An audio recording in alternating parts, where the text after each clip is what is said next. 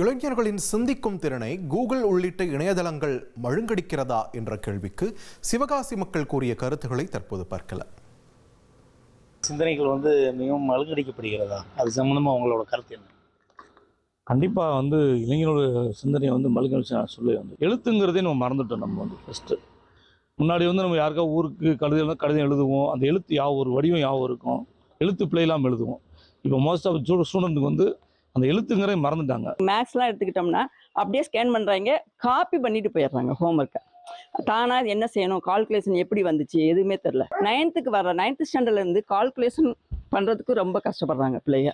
அது மாதிரி டேபிள்ஸ் எல்லா விஷயங்களுமே அடிபடுது பிள்ளைகளுடைய சிந்திக்கும் திறனில். ஒன்றும் சிந்திக்கிற திறன்லாம் ஒன்றாகாது, அறிவு தான் அதிகமாகும். நம்ம இன்னொருத்தங்கிட்ட தெரியாதவங்ககிட்ட தெரிஞ்சுக்கிறனால நமக்கு அதை பற்றி மறுபடியும் எக்ஸ்ட்ராவாக தான் விஷயங்கள்னு தெரியும். நமக்கு சிந்திக்கிற திறன் குறையாது. நாங்கள் ஏதாச்சும் ஒரு திருக்குறளே பார்க்கணும்னா திருக்குறளை போட்டோம்னா அதை பற்றி நிறைய தகவல்கள் வருது. அப்போ நிறைய தகவல் நம்ம தெரிஞ்சுக்கிறோம். அந்த தகவலை வச்சு தான் நம்ம சிந்தனை ஆற்றலை வளர்த்து கொள்ள முடியும்.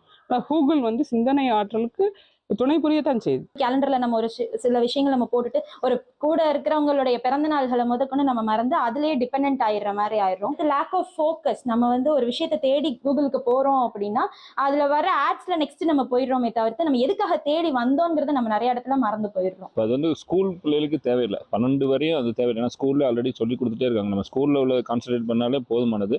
ஸ்கூலை தாண்டி நம்ம அடுத்த லெவல் காலேஜ் லெவல் போகும்போது தான் அதோட பயன்பாடு நமக்கு தேவை. ஹியூமன் பேசிக் ஸ்கில்ஸ் எல்லாமே குறைஞ்சிட்டு வர்ற மாதிரி தான் இருக்குது.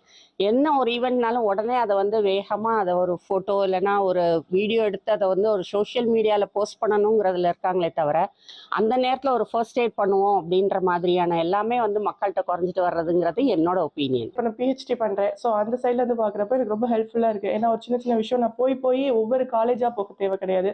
எல்லாமே வெப்லேயே இருக்கனால வெப்லேயே நான் பார்த்துக்கலாம்.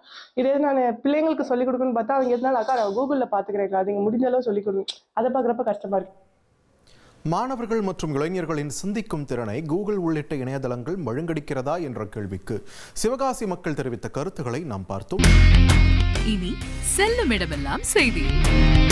தந்தை டிவியின் வாட்ஸ்அப் சேனலை ஃபாலோ பண்ணினா செல்ல இருக்கும் இடமெல்லாம் செய்தி.